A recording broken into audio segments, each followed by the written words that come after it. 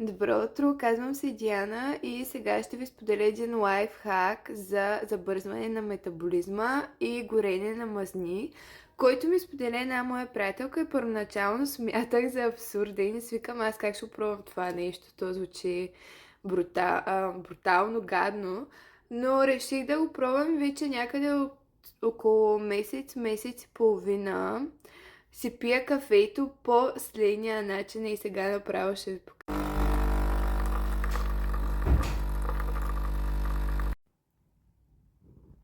И изтискваме половин лимон в кафето.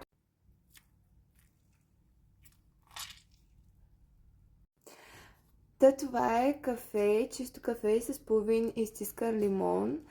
Лично аз видях резултати в коремната област, в краката и го пия така за последния един месец. Продължавам да си го пия, тъй като освен че бързо забързва метаболизма и гори мазнини, бих казала, че е доста и освежаващо, така че го изпробвайте.